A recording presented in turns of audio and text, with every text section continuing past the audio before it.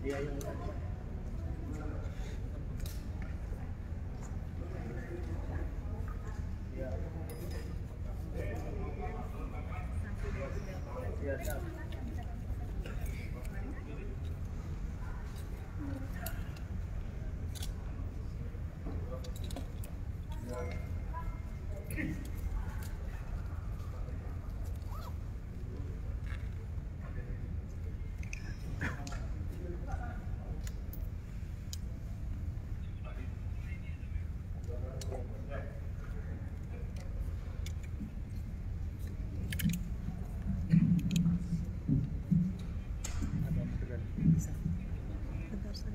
Assalamualaikum warahmatullahi wabarakatuh. Selamat siang kawan-kawan, jurnalis, wartawan, media massa yang terima kasih kami ucapkan sudah hadir di kantor LPSK dalam kegiatan konferensi pers hari ini.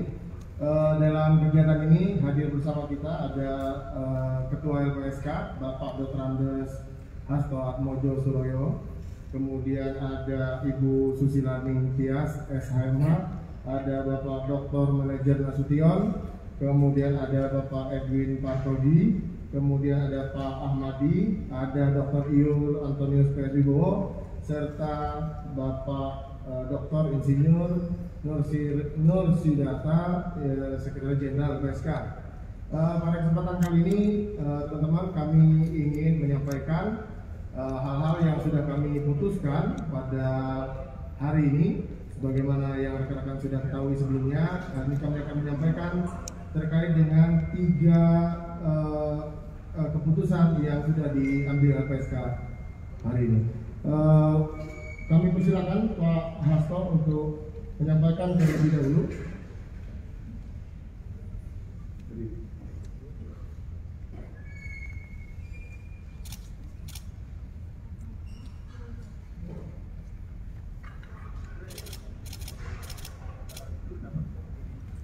Bismillahirrahmanirrahim. Assalamualaikum warahmatullahi wabarakatuh.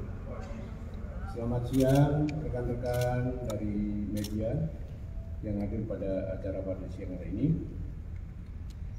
Pada siang hari ini sebenarnya kami akan hadir lengkap seluruh pimpinan LPSK. Tetapi ada satu pimpinan LPSK yang sedang bertugas mengawal layanan perlindungan kami di Jawa Timur karena sedang ada kasus kekerasan seksual yang hari ini dan kami sedang didiskusikan. Saya hadir bersama dari kanan ya, ini Pak Manager Nasution, ini salah satu wakil ketua yang juga tanggung jawab di Biro Penelaahan Permohonan. Yuk pakai sini, lu kabelnya aja. Ini wakil ketua di Biro Pelayanan Hak Saksi dan Pemenuhan Hak Saksi dan Korban. Dan Pak Edwin ini juga dari Biro Penelaahan Permohonan, Pak Edwin Partogi. Pak Ahmadi itu dari penanggung jawab Biro Penelaahan Permohonan juga. Dan Pak Antonius Wibowo ini salah satu wakil ketua yang juga penanggung jawab di Biro Pemenuhan Hak Saksi dan Korban. Dan paling ujung adalah Pak Nur Sidata, adalah sekjen di Lembaga Perlindungan Saksi dan Korban ini. Sebelumnya saya akan menyampaikan bahwa secara organisasi untuk pelayanan kepada saksi dan korban itu ada 2 biro yang bertanggung jawab untuk melakukan layanan ini. Yang pertama adalah Biro Penelaahan dan Permohonan, itu biasa kita singkat sebagai Biro PP. Itu ada Pak Edwin dan Pak Ahmadi di situ. Untuk menelaah permohonan yang masuk dari masyarakat dan kemudian bertanggung jawab melakukan investigasi pada para pemohon. Setelah diputuskan oleh rapat paripurna, kemudian layanan akan berpindah ke Biro Pemenuhan Hak Saksi dan Korban. Tetapi nah, untuk pelayanan terhadap kasus yang sekarang ditangani oleh LPSK ini, kami juga akan membentuk task force yang merupakan gabungan dari kedua biro, yaitu biro penelaahan permohonan dan juga biro pemenuhan korban. Saudara-saudara sekalian, dalam kesempatan yang pertama, saya ingin menyampaikan apresiasi yang tinggi atas perhatian dan juga Jokowi yang sampai 4 kali memberikan pernyataan agar kasus ini diungkap secara tuntas. Kemudian Bapak Menko Polhukam, Bapak Mahfud MD yang juga ikut mengawal agar kasus ini bisa berjalan dengan baik dan diharapkan nantinya bisa memenuhi rasa keadilan terutama bagi korban. Apresiasi juga saya sampaikan pada Kapolri yang telah membentuk tim khusus maupun inspektorat khusus guna menangani persoalan ini dan pada akhirnya menetapkan para tersangka termasuk yang diduga sebagai pelaku utama yakni Irjen FS. Juga kepada Barreskrim yang telah bekerja maksimal dan cukup baik untuk menangani masalah ini. Apresiasi juga kami sampaikan pada para penasihat hukum Baradae ini, sejak penasihat hukum yang pertama, yang kedua maupun yang ketiga, sehingga Baradae selama ini terdampingi secara hukum dan kemudian sudah mengajukan permohonan kepada LPSK untuk dapat ditetapkan sebagai justice collaborator.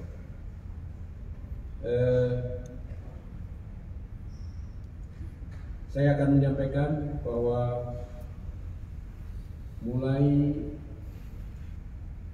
2 hari yang melakukan asesmen, di samping kita bandingkan juga dengan asesmen sebelumnya yang sudah kita lakukan, kemudian kami sampai pada keyakinan bahwa Baradae memang memenuhi syarat sebagai seorang justice collaborator.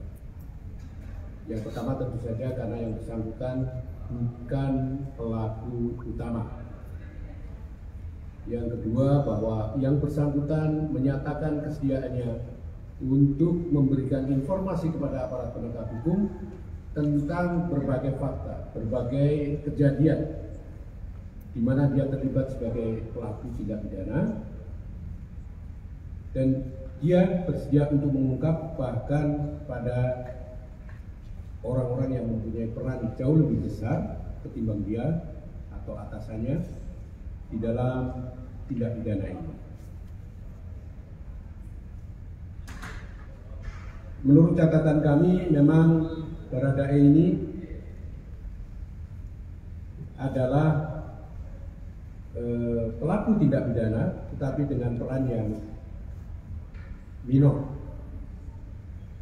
karena dia mendapatkan perintah dari atasannya.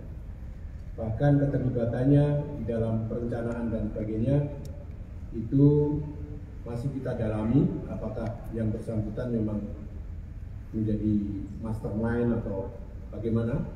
Tapi yang jelas kami melihat bahwa peran yang bersangkutan ini kecil dan kami melihat memang yang bersangkutan sebenarnya tidak punya mens rea atau niatan untuk melakukan pembunuhan.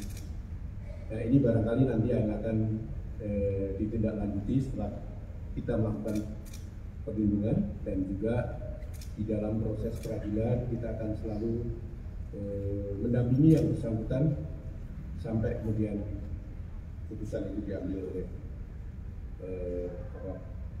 hakim.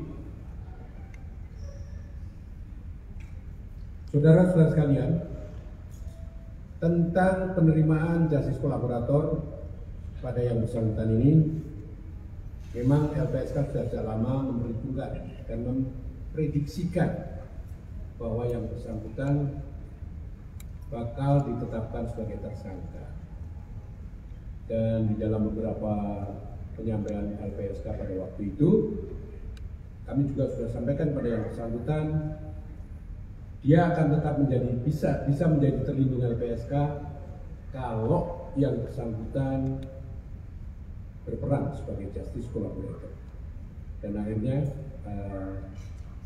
2 hari yang lalu itu akhirnya kita tetapkan yang bersangkutan sebagai justice collaborator. Mula-mula memang keputusan ini tidak diambil secara darurat. Darurat itu biasanya ditetapkan oleh LPSK berdasarkan adanya ancaman atau adanya proses hukum yang harus segera dilalui oleh yang bersangkutan dan harus segera didampingi oleh LPSK. Nah, kedua-duanya ini memenuhi, artinya ancaman itu dari sisi bahwa yang bersangkutan ini ada di dalam satu perkara pidana yang berdimensi struktural, di mana ada relasi kuasa di dalamnya dan yang bersangkutan ada di dalam strata yang rendah di dalam struktur pelaku tindak pidana ini. Oleh karena itu, hari ini tadi kami memutuskan di dalam rapat paripurna LPSK yang biasanya kami sebut sebagai sidang Mahkamah Pimpinan LPSK atau disingkat SMPL, untuk memutuskan permohonan-permohonan yang masuk ke LPSK. Salah satunya adalah permohonan dari penasihat hukum maupun Baradae ini sendiri. Permintaannya untuk menjadi terlindung LPSK sebagai justice collaborator. Jadi putusan ini sudah resmi. Oleh karena itu, perlindungan darurat yang kita berikan sejak 2 hari yang lalu kita cabut, dan kemudian perlindungan sepenuhnya dilakukan dalam bentuk bukan darurat. Biasanya perlindungan darurat itu disetujui paling tidak hanya oleh 3 pimpinan saja, itu cukup. Kalau ada situasi yang membahayakan jiwa seseorang atau proses hukum sudah berjalan dan pemohon itu memerlukan pendampingan oleh LPSK, itu biasanya kita berikan perlindungan darurat. Nah, perlindungan darurat tadi sudah dicabut dan diputuskan untuk menjadi terlindung LPSK sebagai justice collaborator. Untuk penjelasan tentang penerimaan yang bersangkutan sebagai justice collaborator ini, saya minta Pak Ahmadi untuk memberikan penjelasan pada rekan-rekan media. Silakan. Terima kasih.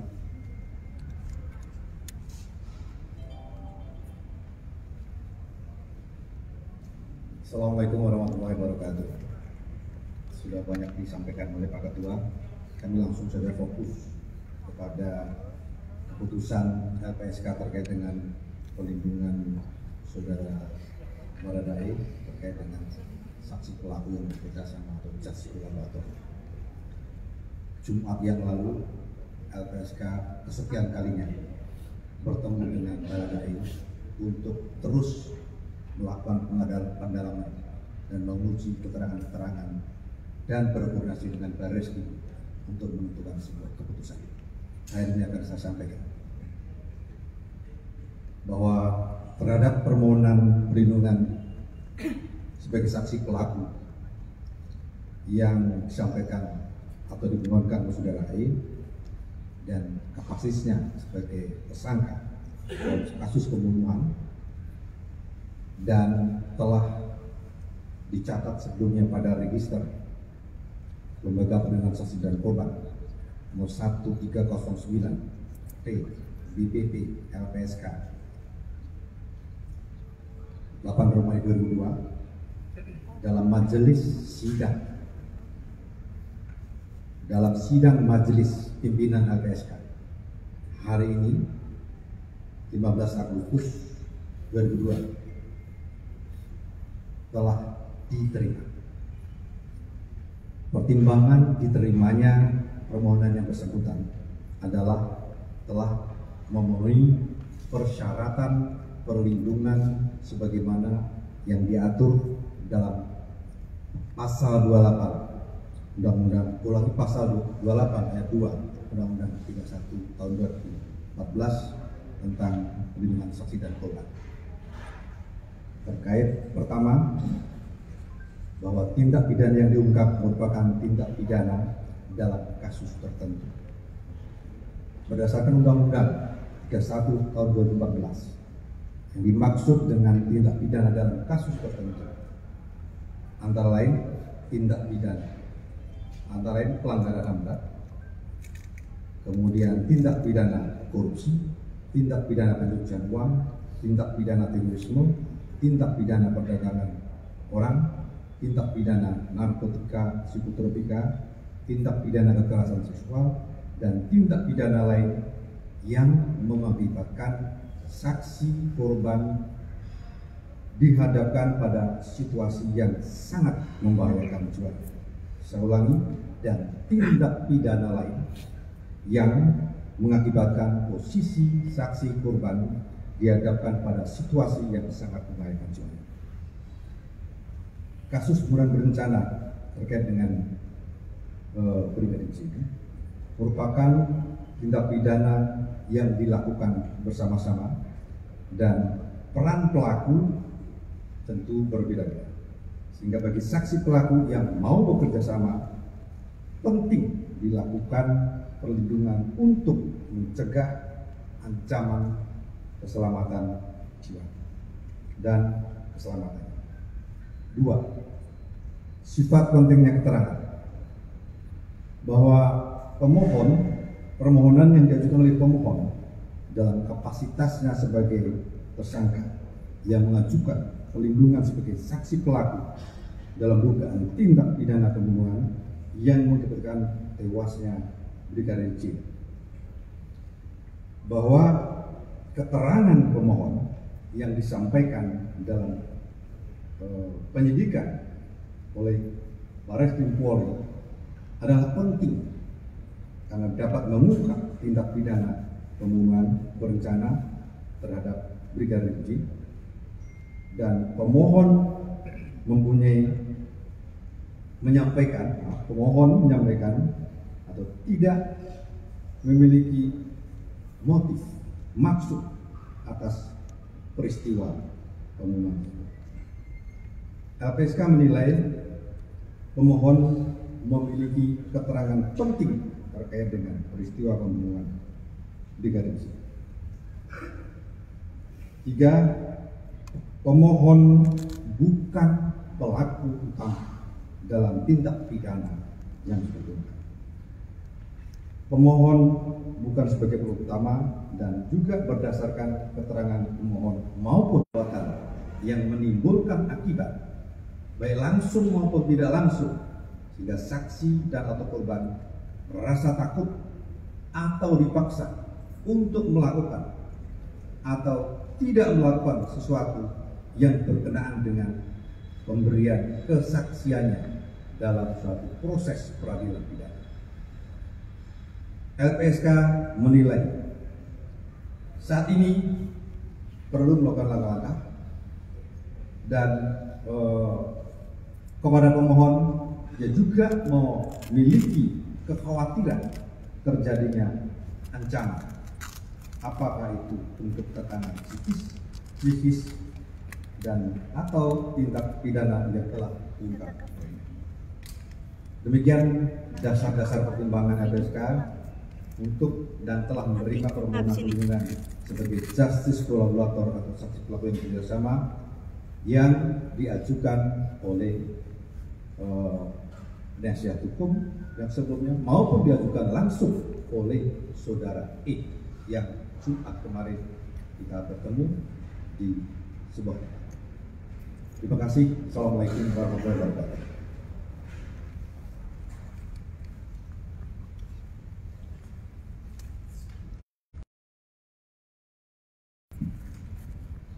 penyampaian sikap resmi LPSK yang memberikan perlindungan pada Baradae sebagai justice collaborator.